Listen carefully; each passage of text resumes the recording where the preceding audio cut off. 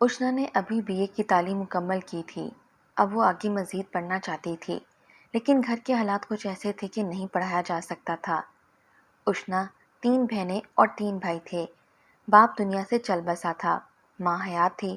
اشنا بے حد حسین و جمیل لڑکی تھی۔ اللہ پاک نے بے پناہ خوبصورت بنایا تھا اسے۔ گورا سا رنگ تھا، بڑی بڑی آنکھیں، خوبصورت بھی تھی۔ بھائی بڑے تھے، سب کی شادیاں ہو چکی تھیں، بہنوں کی بھی شادیاں ہو چکی تھیں۔ اب بس اشنا رہ گئی تھی۔ اشنا گھر میں فارغ تھی تو سوچا کیوں نہ مدرسے جا کے قرآن مجید کا ترجمہ پڑھ لیا جائے۔ ماں سے اجازت لی تو ماں نے کہا کہ ٹھیک ہے بیٹی، کر لو۔ اشنا بہت خوش تھی۔ وہ مدرسے جانے لگی اور اس نے 6 ماہ میں ترجمہ تفسیر کر لیا۔ اب اشنا باحجاب با پردہ رہنے لگی تھی۔ پھر کچھ یوں ہوا، اشنا کا دل کسی کے لیے دھڑکنے لگا۔ وہ محلے کا لڑکا جس کا نام ساحل تھا۔ ساحل کوئی پیارا یا پڑھا لکھا یا کوئی اچھی جاب نہیں کرتا تھا، نہ جانے کیوں اشنا کو اچھا لگنے لگا۔ دونوں پہلے تو نگاہوں ہی نگاہوں میں ملاقاتیں کرنے لگے۔ کبھی اشنا نے دروازے پہ کھڑے ہونا اور گلی سے گزرتے ہوئے ساحل نے دیکھ لینا، اور کبھی چھت پر کھڑے اشاروں سے باتیں کرنا۔ رفتہ رفتہ وہ قریب آتے گئے۔ محبت کا یہ دیا روشنائی دینے لگا۔ دل میں خوشبوئیں محبت مہکنے لگیں۔ پھر پہلی بار چاند رات کو ساحل ہاتھ میں چوڑیاں لیے اشنا کو بلا رہا تھا۔ اشنا دبے پاؤں دروازے پر آئی۔ ساحل نے جلدی سے اشنا کا ہاتھ پکڑا، ہاتھ پر ایک بوسہ دیا۔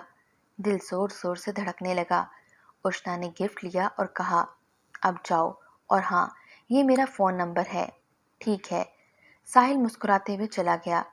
عید کے دن اشنا سج سنور کر چوڑیوں کی خوبصورتی اور پائل کی جھنکار کے ساتھ گلی سے گزر کر اپنے چاچو کے گھر جا رہی تھی۔ ساحل سامنے کھڑا دیکھ رہا تھا۔ عاشق جب محبوب کو دیکھے تو وہ زمانے کو بھول جاتا ہے اور محبوب کی آنکھوں میں فنا ہو جاتا ہے۔ محبت آہستہ آہستہ سفر طے کرنے لگی۔ دونوں میں محبت شدت اختیار کر گئی۔ ساحل نے وعدہ کیا میری جان، ہم ضرور شادی کریں گے، چاہے کچھ بھی ہو جائے۔ لیکن ابھی ساحل کوئی کام نہیں کرتا تھا۔ اشنا پیار سے بولی ساحل، میری امی میرے لیے رشتہ دیکھ رہی ہیں، تم اب کچھ کرو، اپنے گھر بات کرو۔ ساحل مسکرا کر بولا تمہاری امی کو دیکھنے دو رشتہ، شادی تو میں ہی کروں گا، میں آج ہی اپنی امی سے بات کرتا ہوں۔ اشنا تمہارے بغیر اور تمہیں کھو کر میں کسی خوفناک کھنڈر کی مانند آسیب زدہ ہو جاؤں گا، جس کو دیکھ کر لوگ خوف کھائیں گے اور مجھے زمانہ عاشق زدہ کہہ کر فنا کر دے گا۔ اشنا میں اب تمہارے ساتھ رہنا چاہتا ہوں، تمہارے ساتھ جینا چاہتا ہوں، اور تمہارے ساتھ مرنا ہے مجھے۔ آنکھوں سے آنسو چھلکا۔ ساحل، تمہیں کیا لگتا ہے عشق کی آگ کیا تمہارے ہی سینے میں جل رہی ہے؟ یاد رکھنا ساحل، اگر تم نے مجھے نہیں اپنایا تو میں خود کو اتنا درد دوں گی، اتنا درد دوں گی کہ تم میرے انجام پر رونے لگو گے۔ ساحل مسکرایا کیا کہہ رہی ہو پاگل، بہکی باتیں نہ کیا کرو، کبھی کبھی تو قسم سے مجھے تم سے ڈر لگتا ہے۔ اشنا ہنسنے لگی نہیں ساحل، بات ڈر کی نہیں ہے، محبت کی ہے، جو میں تم سے بے پناہ کرتی ہوں، تمہارے خوابوں میں جینے لگی ہوں، تمہاری ہر بات میری سر آنکھوں پر ہے۔ محبت عروج پر تھی۔ ساحل نے اپنے گھر بات کی، کیونکہ اشنا بہت پیاری تھی، پڑھی لکھی بھی تھی۔ ساحل کے گھر والوں کو کوئی اعتراض نہ تھا۔ کچھ دن گزرے، ساحل کی امی ابو اشنا کے گھر آئے۔ اشنا کی ماں سے رشتے کی بات کی تو ماں نے کہا آپ کا بیٹا کوئی کام دھندا نہیں کرتا اور میں تو اپنی بیٹی کے لیے کوئی 4 پیسے کمانے والا لڑکا ڈھونڈوں گی۔ سو اشنا کی ماں نے صاف انکار کر دیا۔ جب ساحل کو پتہ چلا تو وہ تڑپنے لگا۔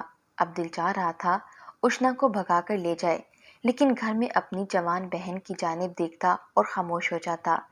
میں اشنا کو لے جاؤں اور کوئی میری بہن کے ساتھ ایسا نہ کرے۔ اب دونوں رو رہے تھے کہ کیا کریں۔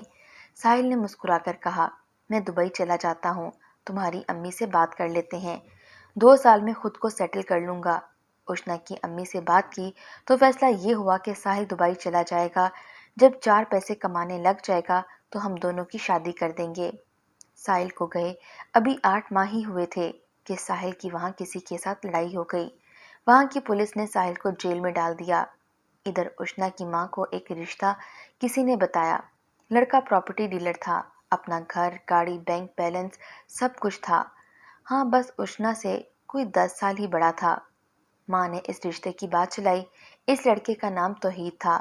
तौहीद से मुलाकात हुई। तौहीद ने बताया कि इसके माँ बाप नहीं हैं, एक बहन है, वो भी कराची रहती है अपने बच्चों के साथ। तौहीद का घर देखा, महल नुमा घर था, 2 अदद कारें भी खड़ी थीं। उष्णा की माँ को तौहीद बहुत पसंद आया। उष्णा से बात की तो इसने साफ इनकार कर दिया। मैं मर सकती हूँ लेकिन साहिल के अलावा किसी से शादी नहीं करूंगी। माँ ने उष्णा को शादी के लिए मजबूर किया। उष्णा को अपनी कसम दी, तौहीद से शादी कर लो। वो रोती रही, चीखती रही। इधर साहिल का नंबर बंद था, किसको बताती? भाई जो पूछते ना थे, माँ के सामने कोई बोलता ना था। उष्णा बेबस हो गई। जबरदस्ती तौहीद से शादी करवा दी गई। चीख चीख कर रोते हुए उष्णा ने तौहीद को कबूल किया। क़यामत क्या होती है कभी उससे पूछना, जिसके दिल में कोई और धड़कता हो और उसका हाथ किसी और के हाथ में हो। उष्णा तौहीद के साथ विदा हो गई। सच तो ये था, अब साहिल के बिना उष्णा ने जीना छोड़ दिया था।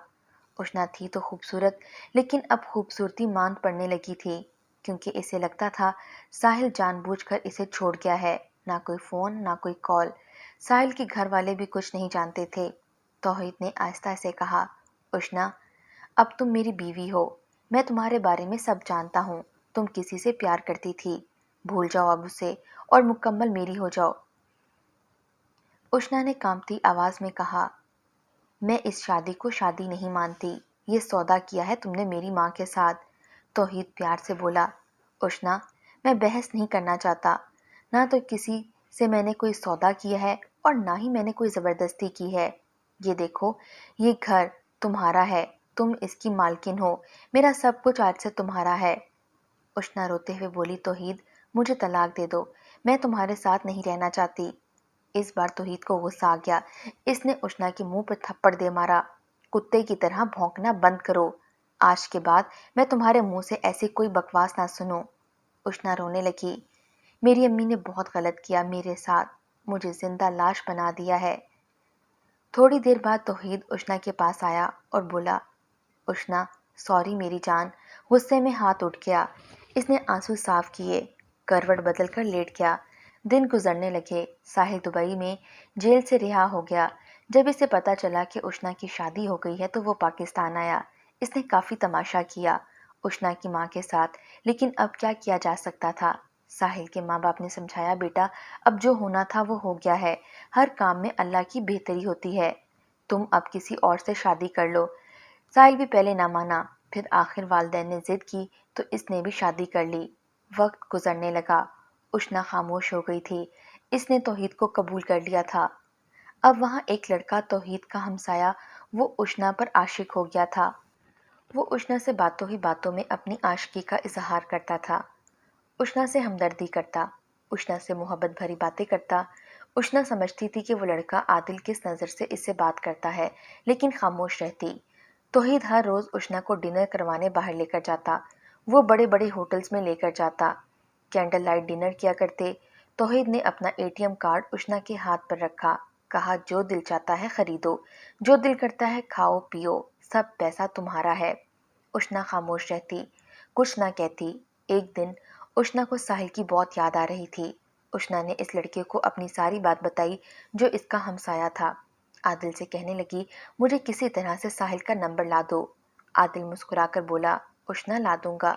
मुझे बताओ साहिल का घर कहाँ है? आदिल को ड्रेस दिया। आदिल भी ठहरा आशिक। सर तोड़ कोशिश की और आखिर साहिल का नंबर ढूंढ निकाला और उष्णा को लाकर दिया।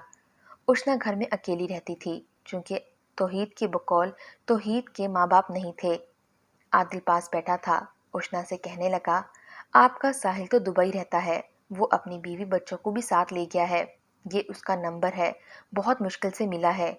उष्णा ने शुक्रिया अदा किया। आदिल ने आहिस्ता से कहा, उष्णा, एक बात पूछूं? उष्णा ने हाँ में सर हिलाया। आदिल प्यार से बोला, आपका शौहर तौहीद हर रोज आपको डिनर के लिए लेकर जाता है, फिर आप देर रात वापस आते हैं, तो आप घर में खाना बना लिया करें। کیا آپ کو کھانا بنانا نہیں آتا؟ اشنا کی آنکھوں سے نہ جانے کیوں آنسو چھلک آئے۔ آہستہ سے بولی، عادل، کچھ سوالات کے جواب ہوتے ہوئے بھی لاجواب ہوتے ہیں۔ اتنا کہہ کر اشنا نے کہا، اب تم جاؤ، توحید آتا ہوگا۔ توحید گھر آیا۔ اشنا، میری جان، ابھی تک تیار نہیں ہوئی کیا؟ اشنا نے آہستہ سے کہا، توحید، آج میرا دل نہیں ہے باہر جانے کا۔ توحید مسکرا کر بولا، کیوں میری جان؟ اشنا نے کانپتی آواز میں کہا، میں تھک گئی ہوں توحید، میں آپ کے ساتھ پچھلے 4 سال سے رہ رہی ہوں، کیا آپ مجھے اب طلاق نہیں دے سکتے؟ توحید غصے سے بولا، بکواس نہ کرو۔ توحید اتنا کہہ کر گھر سے باہر چلا گیا۔ اشنا نے ساحل کا نمبر ڈائل کیا۔ ساحل نے دیکھا پاکستان کا نمبر ہے۔ فون کان سے لگایا۔ ہیلو۔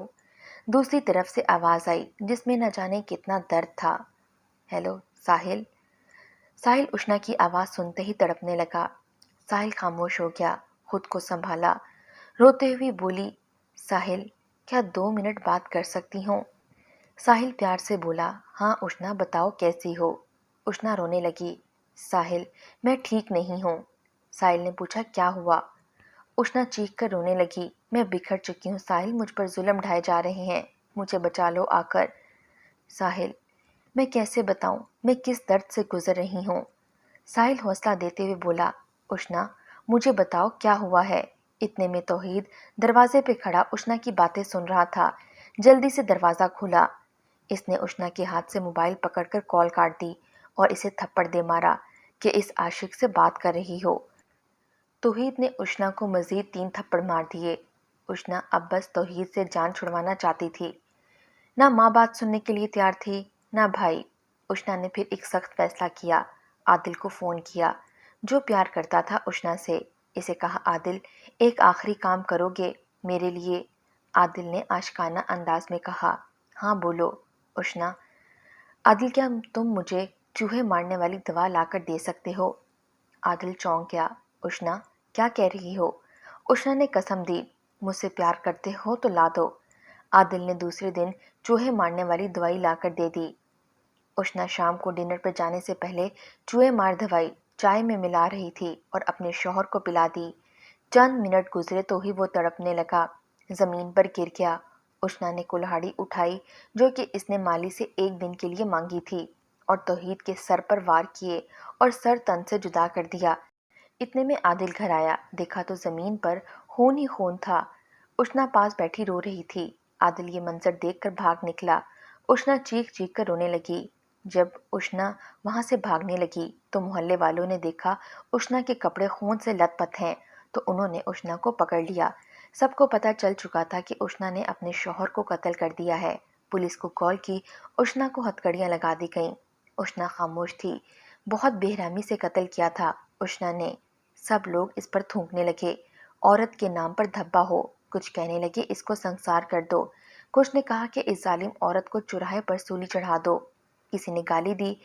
پھر اشنا کو پولیس تھانے لے گئی۔ اشنا نے اپنا جرم قبول کر لیا۔ پھر ایک نیوز چینل کا رپورٹر آیا، مائک پکڑا، اشنا سے پوچھا، کتنی بدبخت لڑکی ہو تم، اپنا حسن دیکھو اور اپنا ظلم دیکھو۔ سنا ہے تمہارا ایک عاشق دبئی میں ہے اور ایک ہمسایہ تھا عادل، اس کے ساتھ بھی تمہارے غلط تعلقات تھے۔ کتنی گندی عورت ہو تم، کیوں قتل کیا اپنے شوہر کا؟ اشنا آہستہ سے بولی، بس میں اس کے ساتھ نہیں رہنا چاہتی تھی۔ صحافی نے پوچھا، تو طلاق لے لیتی؟ اشنا دھیمے لہجے میں بولی، نہیں دیتا تھا طلاق۔ صحافی چلا کر بولا، تمہیں شرم نہیں آتی؟ اپنے عاشقوں کے لیے تم نے اپنے شوہر کو قتل کر دیا۔ اشنا خاموش ہو گئی اور کہنے لگی، میں بد کردار عورت نہیں ہوں، میرا اللہ جانتا ہے میں کیا ہوں۔ صحافی نے کافی برا بھلا کہا۔ اشنا کو ہر دیکھنے سننے والا اس کو گالیاں دے رہا تھا اور پھر عدالت نے اشنا کو عمر قید کی سزا سنا دی۔ میں فارس اس لڑکی کی ویڈیو دیکھ رہا تھا، مجھے اس کی آنکھوں میں ایک درد دکھائی دے رہا تھا۔ میرا دل نہیں مان رہا تھا کہ یہ لڑکی بد کردار ہوگی، ضرور کچھ نہ کچھ ایسا ہے جو اس نے اپنے دل میں چھپا رکھا ہے، یعنی ہر ممکن کوشش کی اسے تلاش کروں۔ وہ کس جیل میں ہے، میں نے اس کی ساری ڈیٹیل لی، بالآخر 2 ماہ بعد مجھے اس کا ایڈریس مل گیا۔ میں جیل جا پہنچا، پولیس والوں کو اپنا تعارف دیا اور صرف 20 منٹ کے لیے اس لڑکی سے ملنا چاہا۔ اشنا نہیں ملنا چاہتی تھی، پھر بہت کوشش کے بعد اس نے ہاں کر دی۔ میں جب جیل میں گیا دیکھا نورانی چہرہ، معصوم نازک سی لڑکی مصلے پر بیٹھی عصر کی نماز پڑھ رہی تھی۔ میں انتظار کرنے لگا، جب نماز سے فارغ ہوئی تو اسے ملاقات روم میں لایا گیا۔ اس کو ہتھکڑیاں لگی ہوئی تھیں۔ میں نے پولیس والے سے کہا، اس کی ہتھکڑیاں کھول دیں۔ اشنا مجھے دیکھ رہی تھی، پھر آہستہ سے بولی، آپ کون ہیں؟ میں نے اسے کرسی پر بیٹھنے کو کہا، پھر اشنا کے سر پر پیار سے ہاتھ پھیرا اور بتایا، میں فارس ہوں۔ اسے اپنے بارے میں سب بتایا۔ اشنا کی آنکھوں میں دیکھتے ہوئے پوچھا، اشنا، میرا دل نہیں مانتا کہ تم بد کردار لڑکی ہو۔ مجھے وہ راز بتاؤ جو دل میں چھپائے جی رہی ہو۔ اشنا کی آنکھوں سے آنسو چھلک پڑے۔ آہستہ سے بولی، فارس بھائی، آپ کیا کریں گے جان کر؟ میں نے پیار سے کہا، فارس شاید کسی اور کی زندگی بچا سکے۔ اشنا زور زور سے رونے لگی۔ پولیس کانسٹیبل بھی پاس کھڑی تھی، وہ شاید اس سے ڈر رہی تھی۔ میں نے پولیس لیڈی کانسٹیبل کو باہر جانے کی ریکویسٹ کی۔ اشنا نے روتے ہوئے کہا، میں توحید سے شادی نہیں کرنا چاہتی تھی، میری ماں نے زبردستی شادی کر دی۔ میں بہت اچھا جینا چاہتی تھی، لیکن شادی کے 10 دن بعد مجھے پتا چلا توحید اچھا انسان نہیں ہے۔ وہ لڑکیوں سے جسم فروشی کرواتا تھا، وہ دلال تھا۔ وہ مجھے ہر شام ڈنر کے نام پر لے جاتا اور مجھ سے بھی جسم فروشی کرواتا تھا۔ میں نے اپنی ماں اور بھائیوں کو بھی بتایا تھا، مگر وہ ماننے کو تیار ہی نہیں تھے۔ وہ سمجھتے تھے کہ میں جان بوجھ کر ایسا کہہ رہی ہوں، کیونکہ میں اس سے شادی کے لیے راضی نہیں تھی۔ میں نے کئی بار وہاں سے بھاگنا چاہا، لیکن اس کے ہاتھ بہت دور تک پھیلے ہوئے تھے۔ وہ مجھے قتل کر دیتا۔ اسے میری طرح بہت سی لڑکیوں کو اپنی جال میں پھنسایا ہوا تھا۔ میں اس دلدل سے نکلنا چاہتی تھی، لیکن میں بے بس تھی۔ توحید مجھے 50 لاکھ میں کسی کو بیچنے والا تھا۔ میں کیا کرتی؟ مجھے کوئی راستہ دکھائی نہیں دے رہا تھا۔ میں نے مجبور ہو کر یہ قدم اٹھایا ہے۔ نہ ماں نے میری خبر لی، نہ بھائیوں نے، اور میں قاتل بن گئی۔ فارس بھائی، میاں بیوی کا رشتہ بہت پاکیزہ رشتہ ہوتا ہے، اس پر یقین کیا جائے۔ خون سفید ہو چکے ہیں اور لوگ درندے۔ میری ماں کے ایک غلط فیصلے نے مجھے عمر قید کا مجرم بنا دیا۔ میں کسی سے غلط کہوں اور کس کو صحیح کہوں؟ میری ملاقات کا ٹائم ختم ہو گیا۔ میں معصوم سے چہرے کی جانب دیکھنے لگا۔ وہ بیچاری اشنا بے گناہ فنا کر دی گئی۔ میاں بیوی کا رشتہ انمول ہوتا ہے، اب یہ رشتہ بھی درندہ بن چکا ہے۔ کس پر یقین کریں، کس پر بھروسہ کریں، کس کو اپنا کہیں، کسی کو اپنی عزت کا محافظ سمجھیں۔ بہت سے توحید مرد بن کر نہ جانے کتنوں کو فنا کر رہے ہیں۔ میں تو اتنا کہوں گا، ماں باپ سوچ سمجھ کر فیصلہ کریں۔ فارس سب مردوں اور میاں بیوی کے رشتے کو غلط نہیں کہہ رہا، لیکن ایک حقیقت جو آج کے زمانے میں ہے وہ بیان کی ہے۔ یہ کوئی افسانہ نہیں بلکہ حقیقت ہے۔ اپنی بیٹیوں کو حق کے لیے لڑنا سکھائیں، ان کی ہمت باندھیں، ان کی طاقت بنیں۔ صرف شادی کر کے یہ نہ سوچ لیا کریں کہ ذمہ داری پوری ہو گئی ہے۔ وقت بہت نازک چل رہا ہے۔ ہر لڑکی کو فارس اتنا کہے گا کہ محبت سے دور رہیں، نہ جانے کون سانپ بن کر ڈس جائے۔ اس تحریر کا مقصد کسی رشتے یا کسی کا دل دکھانا نہیں ہے، بس اصلاح کرنا ہے۔